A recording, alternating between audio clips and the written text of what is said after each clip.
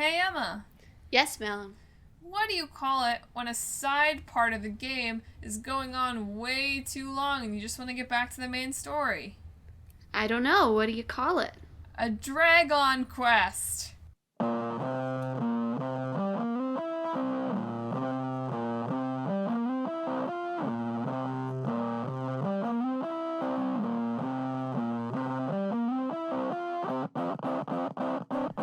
Hello, and welcome to Talk This. It's dangerous to podcast alone. For once, I had this joke written ahead of time. That was pretty good. Not gonna lie. That was as far as your jokes go. That was a pretty good one. See, when I give myself a couple hours to come up with a joke, as opposed to calling you and being like, oh no, I have to come up with a joke, I can actually come up with something that's okay. It was helpful that we had games with like multiple syllables in the title.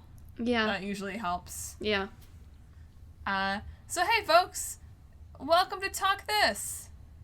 It's dangerous to podcast alone. Still dangerous. I'm one of your hosts, Madelyn. I'm your other host, Emma. And we're here this week to talk about an old game, hint, Dragon Quest, and a new game. No way you could have guessed this one unless you listened to our episode 2 weeks ago, Hades.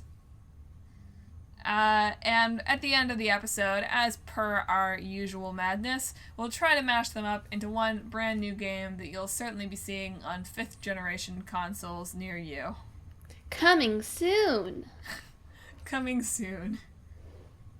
I need to go back. One of these days I need to go back through all the games that we made and see how many of them someone has blatantly stolen from us. Get those lawsuits out. No, I'll bet you there are like half a dozen. I'll bet you there are, I mean, you know, that's not that many, right? But I'll bet you there's like half a dozen over the course of the podcast that there have since been games that come out that bear a passing resemblance to them.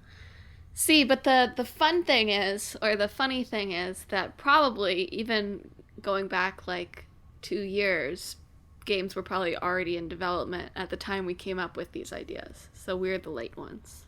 Look, I'm not trying to come after anybody. You know, I put my intellectual property out into the world. It's not my fault, you know, it's not their fault that they recognize a good idea when they see one. Mm-hmm. I just want to, you know, show us as the oracles of video game future. Fair enough, fair enough. That everyone should know that we are. Yes. But first of all, let's peer on into video games past. I mean, not totally past. Dragon Quest, they're still making games. But peering further into the past than we often do with our old games. With Dragon Quest. Yes. So, Dragon Quest. Not to be confused with the tabletop RPG of the same name. There's a tabletop RPG called Dragon Quest? Yes. And in fact, because of that, Dragon Quest, the first, I think, maybe more than that, but the first several Dragon Quest games were released in America as Dragon Warrior. Yeah, I saw that. There's a Dragon Quest tabletop game, and Enix just didn't get their act together with getting, like, a trademark. Yeah. I guess we probably should have put Dragon Warrior in the hat then, since that's... Well, the game is in Japan was Dragon Quest. Yeah, but like when we did The World Ends With You, I didn't put it in as It's a Wonderful World, right? Did they release is the final remix in Japan called It's a Wonderful World final remix? You know, I don't know. Or have they defaulted to the English now? I mean, they do It's a Wonderful World in Japanese, I'm pretty sure. It's like right. Subarashi Sekai or something, except proper grammar. But yeah. So, yeah, I mean, maybe. I mean, it just depends on sort of what you consider the primary intellectual property here. Like, yeah. It's now released as Dragon Quest. Those games have since been released, I think, with Dragon Quest on the title in, like, Nintendo DS or Game Boy ports. So... Yeah, I guess we're going for name recognition. That's what we're going for. Yeah, I don't think you made a mistake. I'll let you off the hook this time. Just once. Just this once. Thank you. Anyway, Dragon Quest is an iconic JRPG series. The first one came out in Japan in 1986, then was released in the US under the Dragon Warrior title 3 years lator. From Enix. Yes, I know. That's so wild. That's so weird. Yeah, so, well, I've never Dragon Quest hasn't really caught on in the West as much as Final Fantasy, but it's one of like Square Enix's big titles because it was Enix's big title, while Square's big title was Final Fantasy. And now they're together. So Yeah, I read that it's even in some circles considered Japan's national game. yeah, it's really big in Japan, from what I understand. Yeah, It's big in Japan. That's so funny to say in a way that's not like, yeah, like I'm big in Japan. yeah, But really, it's big in Japan. yeah. So anyway, Dragon Quest was created by, is it your I can't even read my own writing here. Yuji, is it Horii? Do I do the I twice? Horie. Horie. I think so. Yeah, because the I is E and E is not E. This is good. I'm very prepared to go to Japan in less than a week. Clearly, I'm very prepared. Perfect language skills. Perfect. Yeah.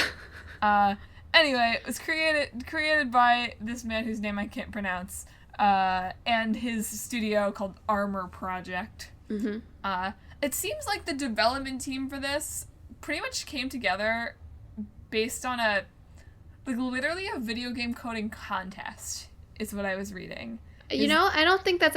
maybe back then it was more uncommon, but nowadays I feel like that's not too uncommon with all the game jams that go on.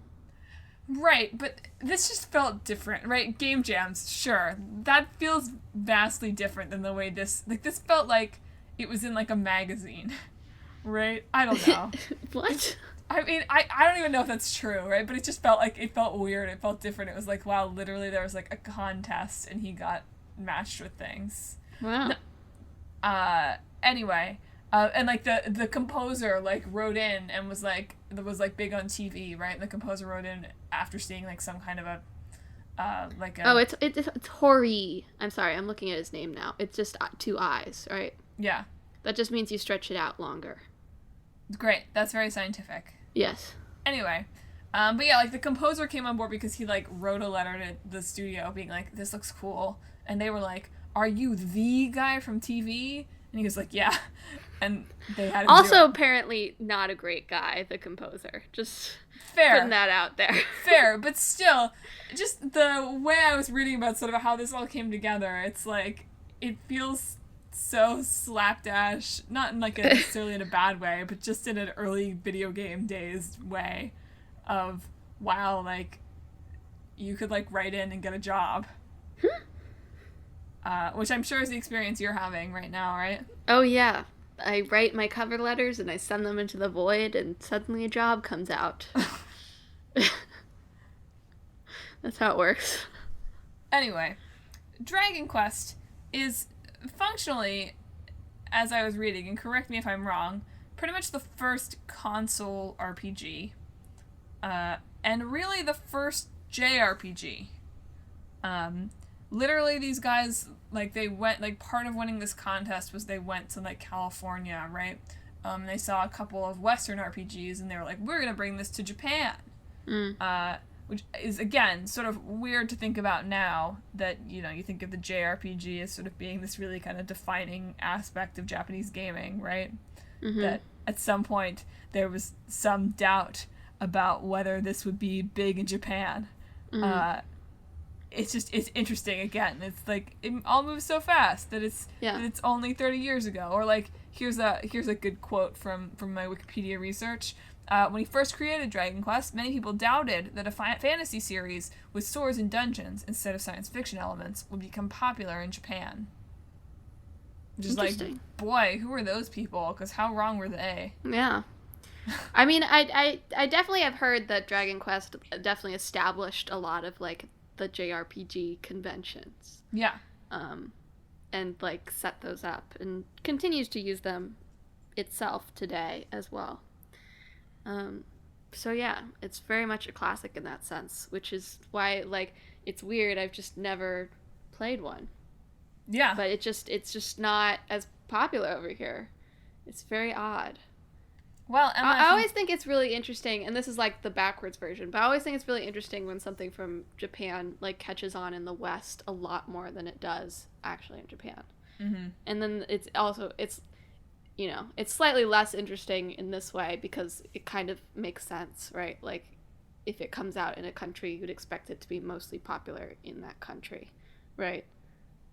I guess, I mean, less so nowadays, I guess. But no, that's true. Although there are major, especially I'm thinking of like big Hollywood blockbusters. yeah, right? Hollywood's often, a little different, I guess, just because we've pushed it that way. Yeah, like, but I feel like those are often written with the express purpose of like, yeah, okay, like maybe the American audience isn't gonna dig this, but it's gonna be huge in China or whatever, right? Yeah. But yeah, it is interesting. Like, it is fascinating when things sort of buck the trend that way, and they're more popular elsewhere, or they're wildly popular somewhere, and in many ways very similar. Like, from what I was seeing, is like part of the reason this didn't catch on in the U.S. is just like Final Fantasy caught on, and it wasn't that different. Yeah. Right. Although interestingly enough, like, you know, Final Fantasy VII has more sci-fi elements, I would say. Like, it's still, you know, they got sword and fantasies, but it's sort of sci-fi in its aesthetic. So it's interesting that you bring up, like, the comments of people like, oh, it's fantasy, not sci-fi. It won't be popular in Japan. And then sci-fi catches on in the West a lot. Interesting. Yeah. It's sort of difficult not to compare these two games, as they're coming out at around the same time, right? They're both two very defining games of the genre. And Dragon Quest as a whole, and I don't mean this in a derogatory sense, but it's a little bit more simplistic than Final Fantasy, especially in terms of the stories that it tells. Mm-hmm. There's a reason that we've started out this episode talking about sort of the impact of Dragon Quest and how it was made and why it's important, as opposed to talking too much about the gameplay or the story of these games. Gameplay mostly because, again, and I feel like we've had several episodes like this lately, it's a game that, of course, was very groundbreaking at the time, right? It moved these RPG elements that were mostly something that lived in the tabletop world, right, up to this point, onto the screen, which is huge. But to describe it now, it's like, there's a party, you have an experience system, like, you battle randomly generated monsters. It's like, okay, like, what's interesting about it, right? So it very much, you know, lays this foundation of the RPG elements that are literally in every game now, right? Like, even games that are not RPGs, right, are pretty much based on these elements.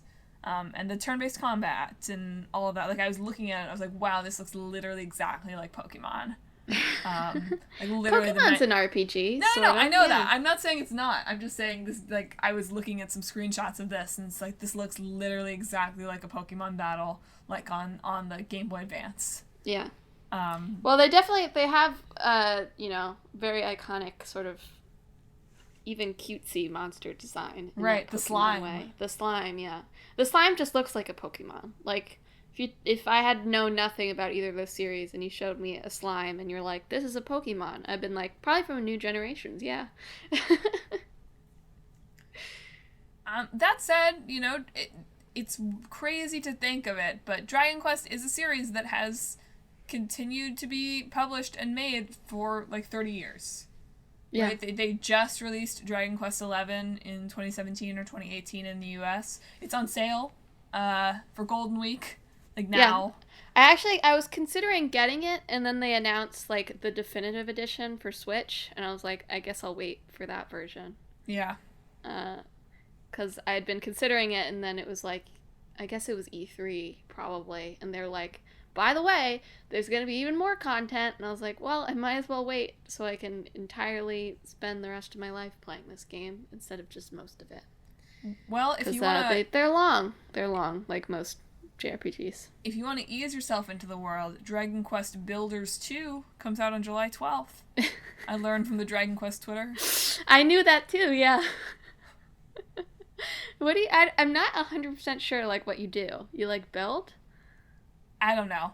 Another notable thing about Dragon Quest is that it has, like, literally every possible spin-off that you could come up with a game series. Like, it has one. right? It has a rhythm game spin-off. It has a Dynasty Warriors spin-off. It has builders. It has, like, slime monsters. It, like, the Mystery Dungeon series is, like, a spin-off of Dragon Quest, basically. Really? That's funny. Because there's, like, Chocobo Mystery Dungeon. Right? So yeah, funny. they have all these licensed Pokemon Mystery Dungeon. Yeah. So they have some kind of version where it's like, I wasn't quite following how this worked, but, like, your controller is a sword. Like, you have a sword. Is it like the Wii? So there's a Wii version, but this was describing it as if the controller, like, literally was some kind of a sword controller. Did not fully understand, but was interested. I mean, the Wii did sell a lot of, like, external things that you could hook your remote up to. Yeah. So maybe it was one of those. Maybe. I'm not totally Or maybe sure. you just got a sword and then you stabbed your friend. Maybe. Like, the point here is that there are, like, 20 million spin-offs. Every game has an anime and a manga, pretty much. Like, there was a live-action adaptation. There was, like, a movie. There are novels. Pretty much any kind of Dragon Quest media you could want, it is out there for you to have.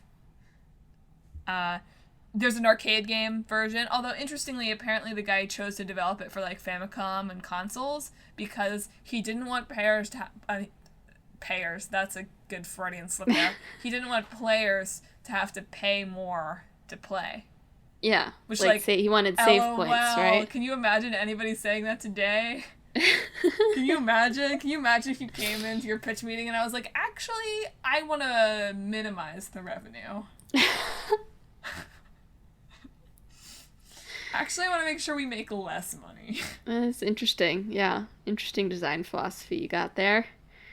There's the door, Madelyn. It's over there. You can walk through it. Yeah. You're fired. Yeah.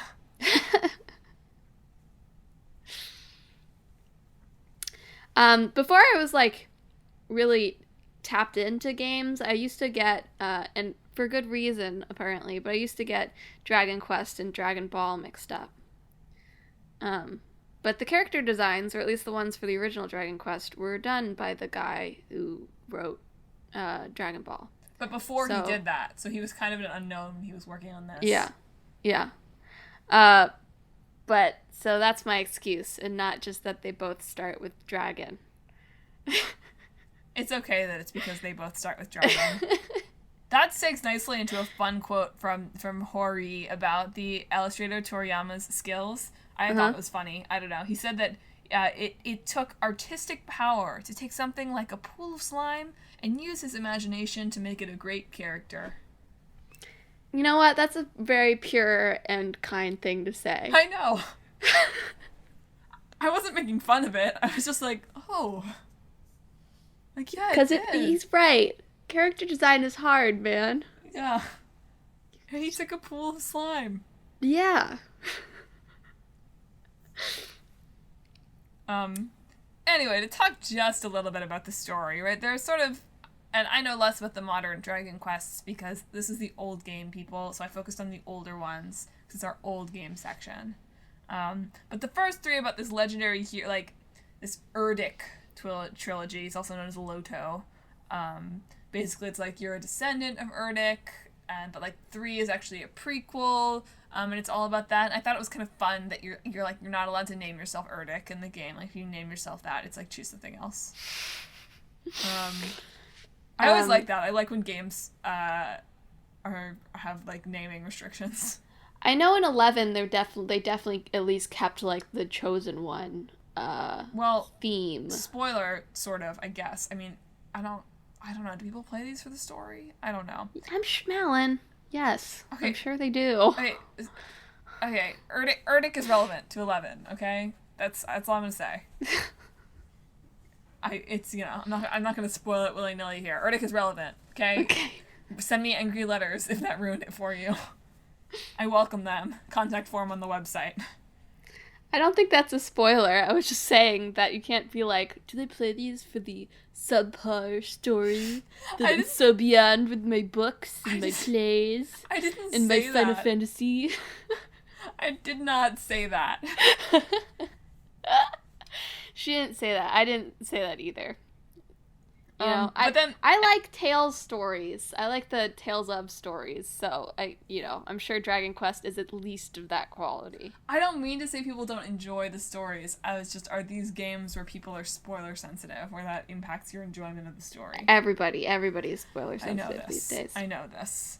Anyway, then the next 3 games are about this floating castle called Zenithia, which apparently it's not the same. Like, it's not supposed to be taking place in the same world, but they all have this castle. And the guy was like, I didn't intend for these to be a trilogy. It's like, okay, then why did you put the same floating castle in the game? I mean, why does, why is there somebody named Sid in every Final Fantasy? I don't know enough about Final Fantasy to not realize they aren't all the same Sid, so... I'm just saying, it's totally legit to have, like, a recurring motif in related works without them necessarily being the same. Sure. I feel like there's a difference between having a character that always has the name Sid and having there be a big floating castle in all I was trying to think of a better example, but I would need more time to do that. Well, we don't have time. Nope. It's about time, actually, that we move on to Wait. I have one more, I have a couple more quick fun things about this, then I'll be ready to transition. Lightning round fun facts. Okay, so there's an urban legend, apparently, that the Dragon Quest III was so popular that they passed a law in Japan that banned the sale of Dragon Quest games, or, like, any video games, except on, like, weekends and national holidays. That's not true, but there were... How does something like that even get started? Because when the Day 3 was released, like, 300 kids were arrested for truancy, like, waiting for the game to be released. You know what? That sounds familiar because there's, like, a sub-story in one of the Yakuza games that's like that. That doesn't surprise me. But yeah, there were, like, hearings about it in the Japanese Diet about, like, how it was, like, causing a dip in productivity when these games were released. But there wasn't ever actually a law passed, so that's just an urban legend, but still pretty funny. Also, when we go to Tokyo, I don't know if it's still open, but in 2009 at least, there was an eatery, Dragon Quest eatery, called Luda's Bar. That's apparently, like, part cafe, part, like, maid cafe, so yikes. Oh man, we didn't even talk about that either, about Puff Puff. Let's not. Let's just not. Let's just leave our listeners with Puff Puff and they can fill in the blanks. Okay. Don't look it up. Okay. Speaking of... No, I mean, you should look up Hades. It seems kind of fun. Hades! Okay. Hades is an early access title that released earlier this year? In December. In December. So it's an early access title that released in December, and what I mean by early access is that it gets updates periodically, because they're still adding to it but you can play it and give feedback and such. That's what early access is. It's exclusive to the Epic Games Store. Boo! Boo! Why isn't it on Steam? Boo! We could talk about this a little actually later, but let's introduce the game first, because I find this whole Steam Epic Games thing so, like, horrifying and fascinating and hilarious all at the same time. So Hades is a roguelike. Or a roguelite. Roguelite, yes, that's how they describe it.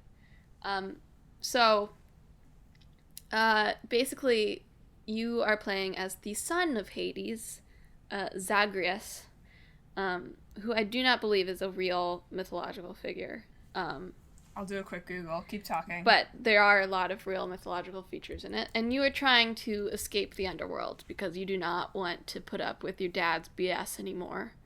But, of course, your dad doesn't want you to leave the underworld, and the underworld isn't very welcoming, so you have to sort of fight your way out of the underworld. Oh, yikes. Here's the tea on Zagreus. Zagreus was a minor god in Greek mythology, usually conflated with the god of wine, Dionysus. He was worshipped by the followers of Orpheus, and according to their beliefs, he was the son of Zeus and Persephone after the former took the form of a serpent and laid with her. Oh, damn. I wonder if that'll be a plot twist later on. That's why Hades does not like you very much. So you're trying to escape, but Tartarus, like, changes its layout every single time you die and go back in, and, you're kind of, depending on how good you are at the game, you're not strong. So every time you die, you get reset back at, like, the castle, basically. You crawl out of a pool of blood, you wake up the god of sleep, and he gives you some super not helpful advice about how you died, and then you sort of check in with all the residents of the underworld. So there is sort of like a plot progression that happens as you go back and forth. So like you check in, like Achilles is your BFF mentor dude. What did you Achilles. Thank you. Achilles is your BFF mentor Achilles, dude. that must be what you call him. You're like, it's my bro, Achilles. Cerberus is very upset that you're trying to leave him. Do you have anything like that in your life? What? Yeah. Your dad gives you like sass about how you're never gonna get out. Medusa, whose name is Dusa, is just like a maid who is in love with you. And then Nyx is like your mom who's trying to help you get out. Yeah, so every time you do it, you can like collect stuff and you can get a little bit stronger every time. And as you go through the world, you can also get like temporary power-ups, like you can get like God's blessings that give you like new abilities for that run until you die, or you can like sort of build up either stuff that can unlock you new weapons or stuff that can sort of increase your stats to help you get further. I've played it a little and I'm not great at it. That's the spoiler. Where's Persephone? She's not there. Or at least the last time I played, she was not there. They have had some updates since then, so that's not, like, definitive. But maybe it's spring. Oh, that would make sense. But also, yeah. But also, like, I feel like Persephone is so hip right now. I feel like, you know what I mean? I feel like the whole, like, recontextualizing Hades and Persephone thing is, like, very hip right now. I guess in, like, one particular corner of the internet, at least. Yeah. So I'd be surprised if they don't bring her in eventually. Yeah.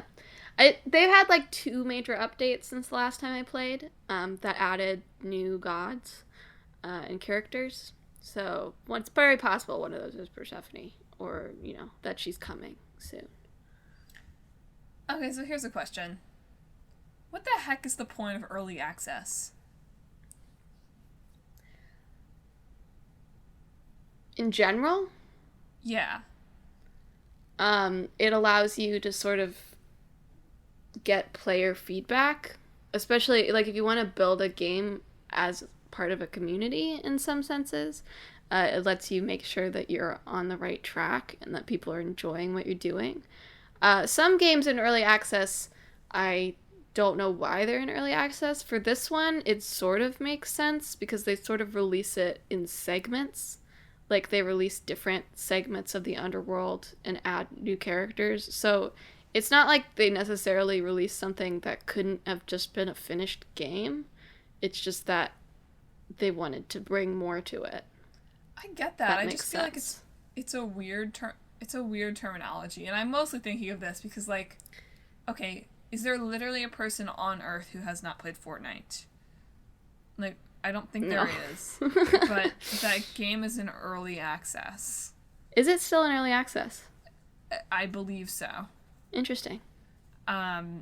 So, like, I sort of get the idea of early access of, like, hey, this game isn't finished, like, help us finish it, right? Mm-hmm. But in cases like that, but, like, also in cases like this, it feels a little silly. They have a whole plan of how they're going to be rolling stuff out and increasing it, and I don't understand why you don't just say, okay, here's the game, we're going to do a ton of free DLC as we go.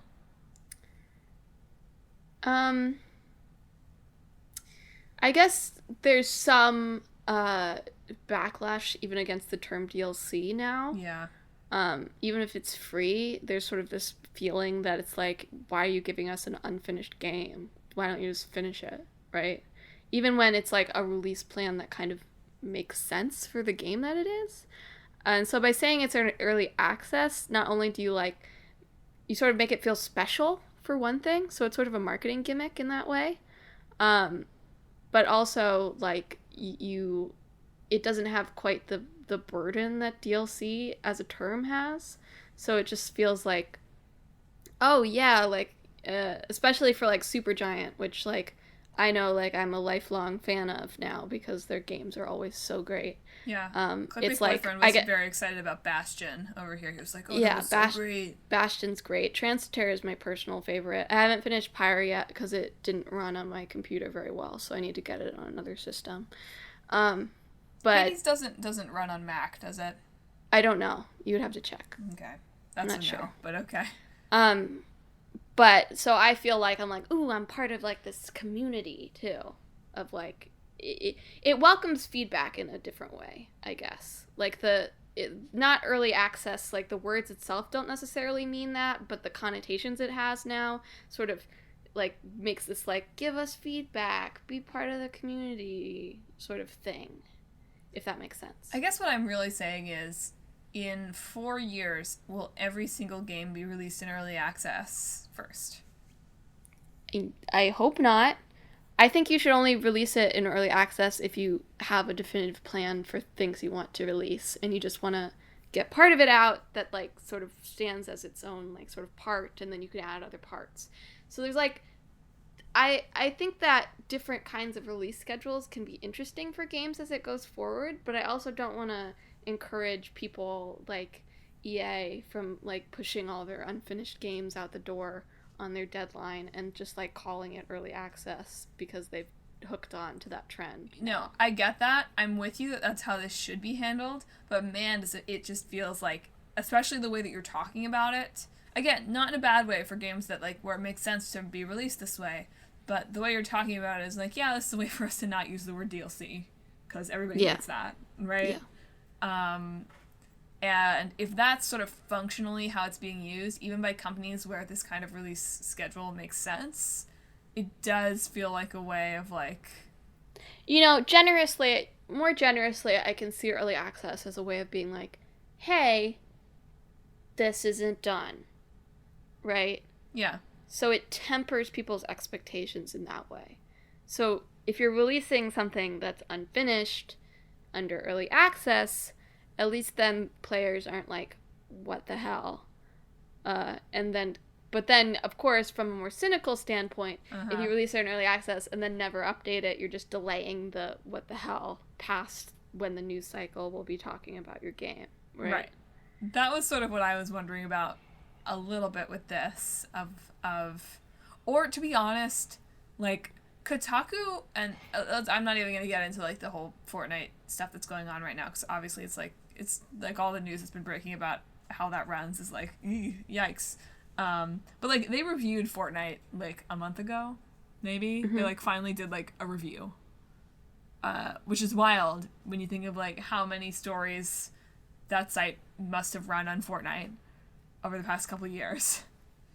And it does feel like, again, I'm just going to be interested to see how incredibly cynically used early access is likely to become over the next couple of years. Because, yeah, it lets you release a game that's unfinished, and when anybody complains, say, like, well, you knew what you were getting into. It's unfinished.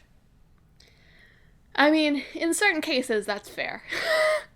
In certain cases, that's a fair response. Yeah. Like, you are putting that early access on there as a way to inform the player about the status of the game. Right? Mm-hmm. But yeah, I can see it being sort of used, overused as well. But that's the case for anything. Yeah. I mean, I know. It's interesting because I was reading about this game and I was reading the very, like, glowingly positive sort of previews of it from various gaming sites. And it's like, this is, this feels like this is a game that has enough to it that they could have just said, hey, this is the release, and as a bonus, you're going to get all this free content. So it's just interesting to see how the semantics kind of evolve. Anyway, speaking of things that are evolving, and speaking of things that people are weirdly horrible about, should we talk about the Epic Game Store a bit? Yeah, a little. Again, let's set aside the Epic stuff a little bit. Yeah. Like, let's just say, yeah, we've read the Polygon article and all that stuff, and so we're not going to, like, get deep into, like, how they're exploiting their workers and stuff, and just talk about, like, the two storefronts and what's happening there. I think that's a good way to preface the discussion. Yeah, because, I feel like it's relatively safe to assume the people that are working on running the store are not the people that are the game developers. Yeah, although, it might still be bad. Fair, but... You don't know. Yeah. So, Epic just sort of, at least from my perspective, just sort of out of the blue, was like, hey, we have a game store now. And something they did, like at the Game Awards, when they announced Hades, for instance, just a lot of games were like, hey, by the way, only available on the Epic Game Store. By the way, only available on the Epic Game Store. And so they were snagging a lot of exclusivity in terms of PC games. And a couple of people. Just two. Just two people on the whole internet were a little bit upset about this. It's like, I can't, it was so long, it was a while ago now that this was, like, really big, so I can't remember quite, like, the ridiculous things they were saying, but it was like, this is anti-capitalism, or basically, which is like, no, it's like, this actually is capitalism. About as pro-capitalism as it could be. And you know what, like, I don't know if the Epic Game Store is the answer, but I certainly think it's healthy for Steam to have competition in some ways, right? Because Steam's not great either. Yeah, at anything. Epic has said, and who knows if this is in good faith, right? But they have said that if Steam will lower their percentage of the take down to the same level of the Epic Store, that they'll stop this push for exclusives. Yeah. So basically, Epic takes less money from the developers for having the game, for sales of the game on their storefront than Steam. That's basically it. They also have, like, a free game every month, which is really nice. What side are you on? Putting that out there. I have a lot of games on Steam. I don't have very many games on the Epic Store, but they do release free games every month, which is a nice perk. But, there's other storefronts. Like, you can get games on Itch.io, you can get games on Humble Bundle, Like, there's other storefronts, but nothing has been quite as, like, directly against Steam as Epic Game Store has. I just don't understand the outrage. Like, I don't either. It's just like another website. Yeah, it just, you have to get another launcher on your computer. It's like, oh man, such a hassle. Right, it's a little annoying. It is, but... and, like, even you wouldn't go to, like, I'm trying to even think of, like, you wouldn't go to, like, Urban Outfitters and, like, be mad that they weren't selling Aeropostale there. Or you wouldn't be mad that, like, I don't know.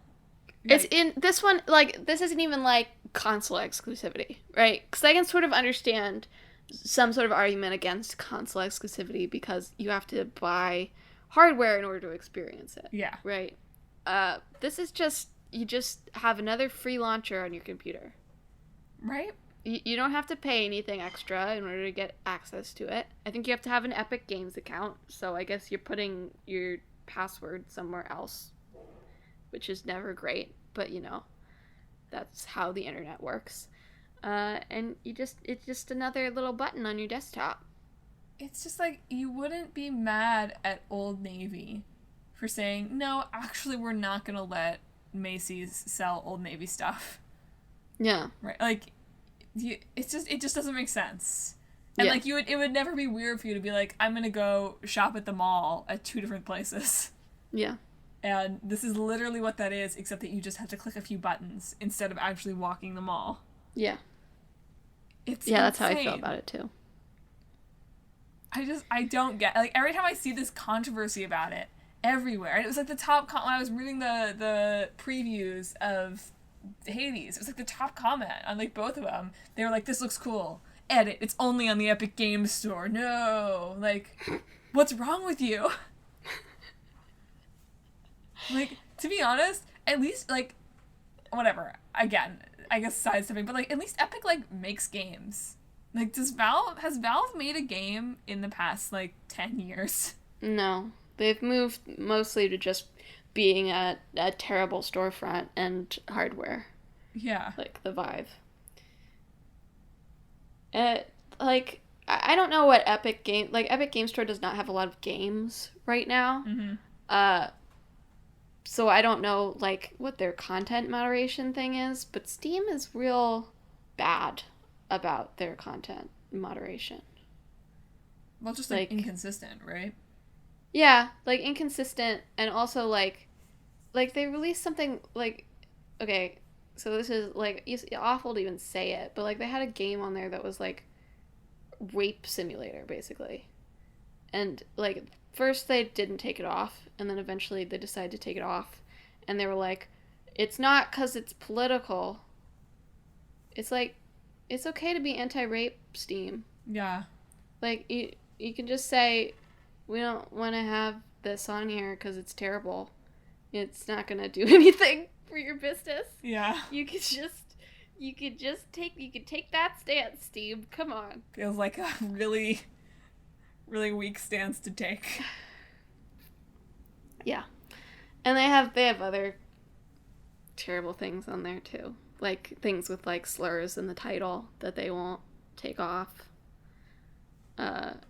It's a lot. But anyway, Hades is a great game.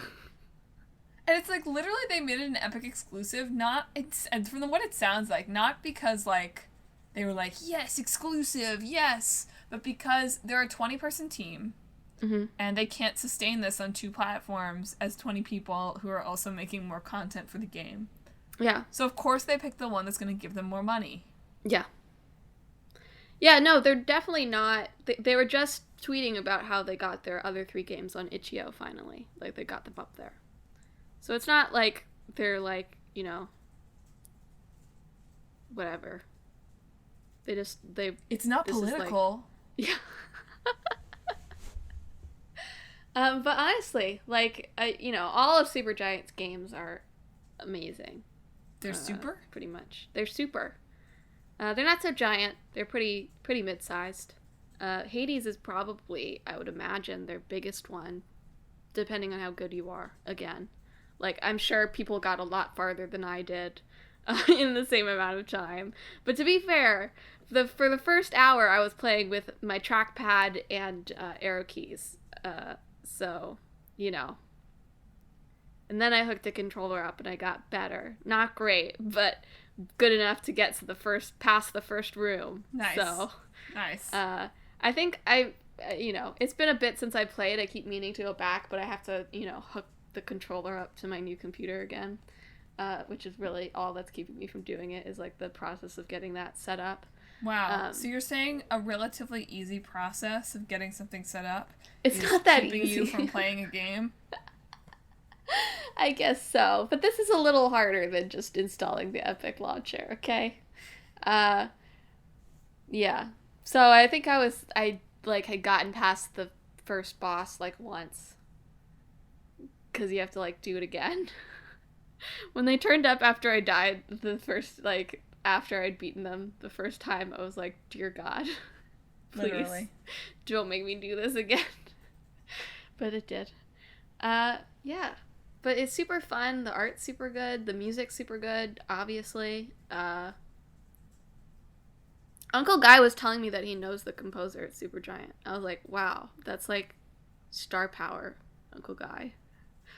She get him to introduce you. I don't think I expressed to him how much I was like, wow, that's incredible. I want to meet him and shake his hand. When are you talking about this? I think it like Christmas or something. Because they were asking me what I wanted to do, right? And I was like, I want to go into games, I think. And Uncle Guy was like, but I know Darren Korb. He works at Supergiant. I was like, yeah, I know Darren Korb.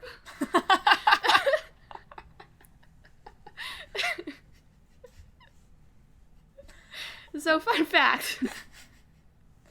Hey, Darren Korb. Wow, our Uncle Guy must knows narrow you. your gaming degrees of separation considerably.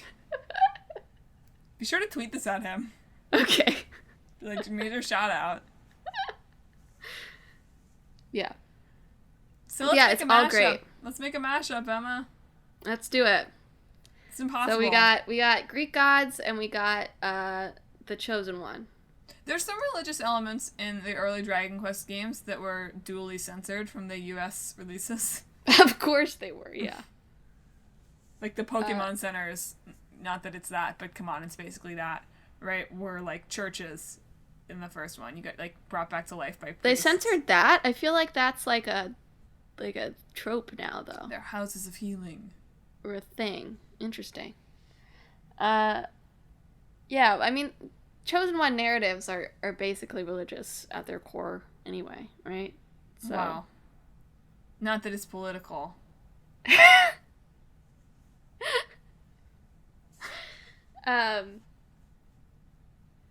Yeah, okay. So, Dragon Quest, you're just the chosen one with your friends on a journey to save the world.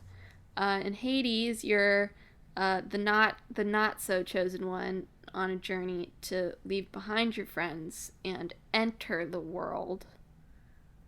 Let's find the common points here. There's real-time battles in which you die a lot, and there's turn-based battles in which you fight a lot of monsters to grind up your levels. So the grinding is sort of a common thread. Yeah. Right? In a Because way, you can get there's the the currency in grinding. Hades, and you can like buy upgrades, and you get the upgrades from the gods, right? That's the grinding. That's terrible. We're gonna build a game where the fundamental mechanic is level grinding. We just want to emphasize the grind. Because we know that's everybody's favorite part.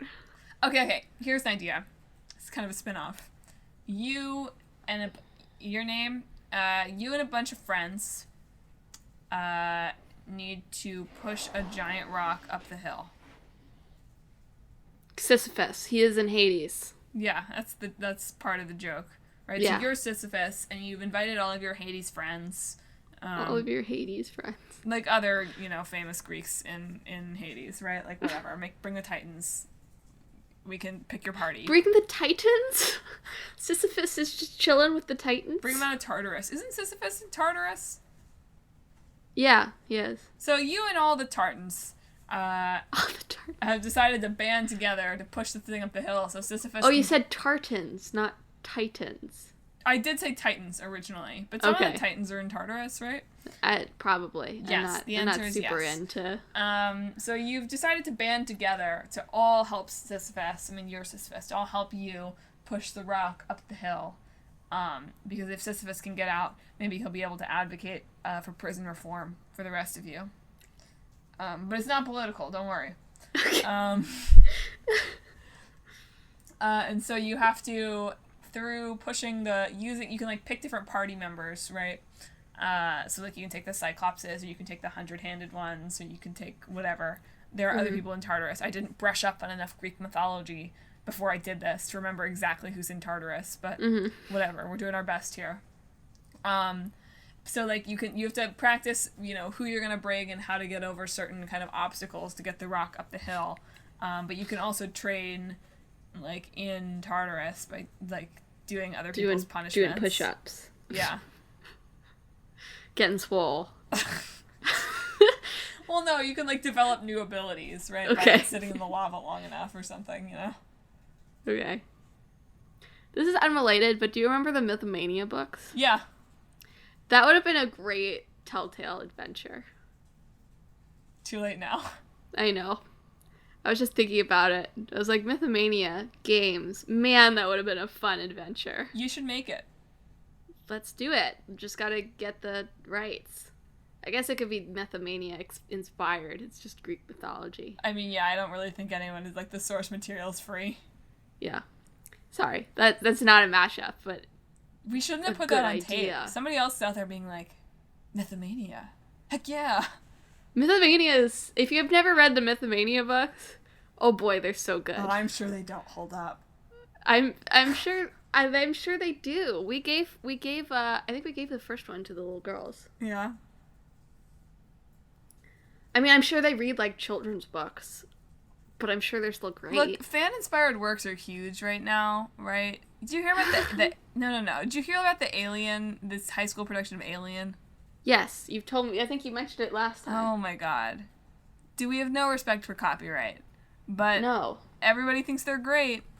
And Sigourney Weaver came and like cried, right? So guess it was fine. You could do that with Myth-o-Mania. Cried? Wow. That high school is legendary. Seriously. So you should just do it. You should just go ahead and do it. Do it first, ask for permission later, make it a text-based game. Sounds fun. Wow. Whole other mashup here, folks. Anyway. Bonus game let's get back on track. What do you think? I like the idea. I like the idea of the Sisyphus thing, I guess. I guess. That was some faint praise. Yeah, I guess the story would function in a similar way to Hades, which is where I'm like, where is the Dragon Quest of it? The leveling up. Yeah, but that's still like something that's in Hades. Okay, so the idea is you have to... Okay, we'll scratch the prison reform thing. Fine, I get it.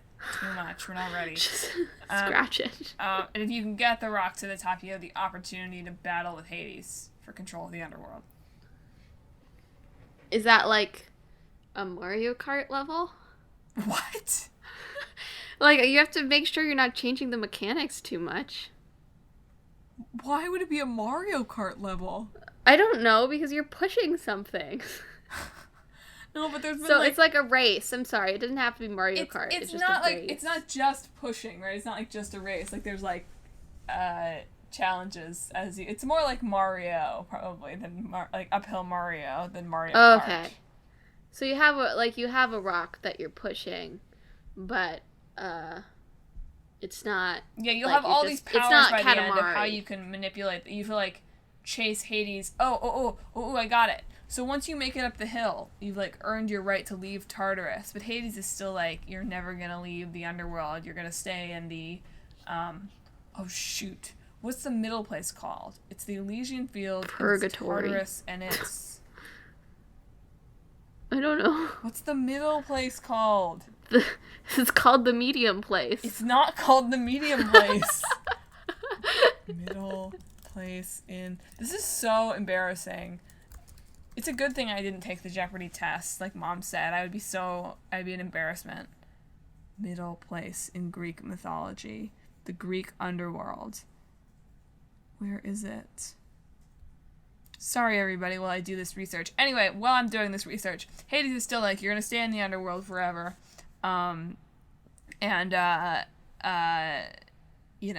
But you decide to, he says, if you can fight him, if you can escape like Orpheus up to the surface, and like he'll let you go. So you, using all the powers you've developed so far, you push your rock up the hill to the overworld with like you're following Hades, and like Hades is like raining hellfire, like he's like making it harder for you as you go. And that's your final battle. You roll him over. The end. The end. Interesting. Asphodel Meadows. Asphodel. Yeah, I would never remember that, to be honest. Well, you're not that smart. It's been a while since I read the big yellow book of Greek myths. Yeah. Should be a yearly read for everyone, really. Yeah, I think that has enough promise. Look, we'll release it in early access, okay? Yeah. We don't have to have the Hades level built or, like, flushed out. It'll take people a couple months to build up their strength to where anybody even gets to that point. Maybe, okay, so I'm about to spoil a twist here, but, like, maybe to, like, break up our early access releases, like, it turns out that the hill that Sisyphus is pushing it up is actually, like a zigzag sort of thing. Mm-hmm. So he gets it up one hill and he thinks he's made it, and then he just finds himself with another hill. And then, like, there's, like, a dun, dun, dun, and then cut to black, and they, like, come back later for updates. That's deeply depressing, and I like it. I like it. Okay. This has turned into that game where you climb the mountain, though, but that's okay. That's fine. It'll be more exciting. People like that game. Yeah. Okay. Yeah, pretty solid. I think it's a good game. Yeah. I think of the mashups that we made, that one is actually one that I wouldn't be shocked to see someone make. Yeah. Do you want to... Let's do the wrap-ups. You betcha. Hey, folks. Thanks for listening to this week's episode of Talk This. It's dangerous to podcast alone. I tried to really clearly set it up that time, and it did not work. So I was trying to put the stuff into the picker. It was like a perfect, like, volleyball set. I usually tune you out during this part until you say, well, Emma, what's our next game? So...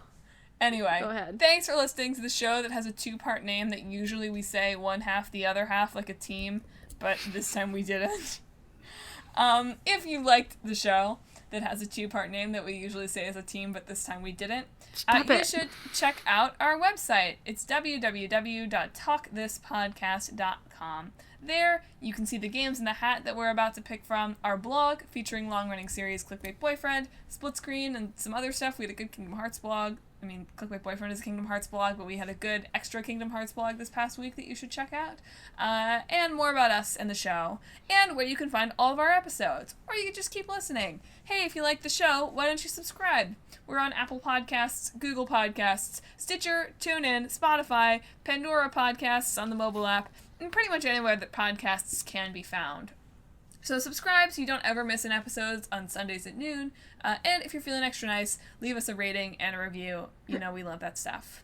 You should also, if you don't ever want to miss an update from the website or the blog or the episodes coming out or just our general thoughts, you should follow us on social media. We're on Facebook, Twitter, and Instagram at Talk This Podcast, and we're on YouTube at Talk This Sisters. Since we're going to be leaving the country soon, I'm actually going to queue up some social media content, which means that there'll be more going on when I'm not actively looking at the social media than there is when I am looking at the social media. But all this to say, there's no better time to follow us. So do it now. Do it proud. Do it around the town. So Emma, what's our next game? Well, our old game for next time shall be... Thief. Man, that reminds me of the young adult novel Thief that I thought was terrible. Was it called Thief? Wasn't it like the Thief Queen's Lord. Thief? The Thief Lord. What? The Thief Lord, I think. The Thief Lord? Was that one of the trilogy? Was it a trilogy? No idea. Do not think I made it through the first one, so... Am I thinking of a different one? This episode is young adult novel themed. What's the new game? Sorry. The new game is... Days Gone. Oh, wow. Super topical. Timely. That's a problem, because things could have happened that are, like, news relevant in that one in the next 2 weeks. Should we pick a different one? No, we're gonna do it. It's gonna be fine. Okay. It's gonna be fine.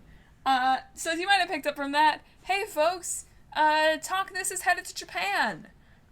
So never fear, our episodes will be coming out pretty much on their regular schedule while we're off gallivanting around the Isle of Japan. And hey, if you have recommendations, also send those our way on the contact form on our website. But don't worry, next week you'll have your regularly scheduled side quest. In 2 weeks you'll have your regularly scheduled main quest episode featuring Thief and Days Gone, which I did manage to remember for the 30 seconds since Emma said them, so that's about a record there. And then the week after that, I think that you'll likely see sort of a mini side quest episode of us presenting our paper presentation from the Popular Culture Association on gameplay mechanics for you in audio form. Yes. So, you know, it's going to be a busy podcast recording week for us. Yeah. But it's going to be good stuff in your ears on the regular schedule.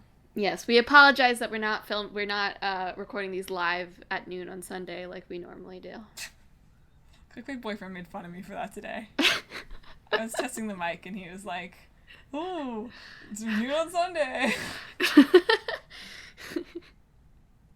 I have to roast him because I was a little mad that he was roasting me. So there we go. Well, thank you for listening. And Madelyn, you should probably sign us out because I have not proven my skill at it. Let's see. I hope that you have a week where you and a bunch of friends get to vanquish an evil demon, and not a week where you are running from all of your friends trying to become an evil demon.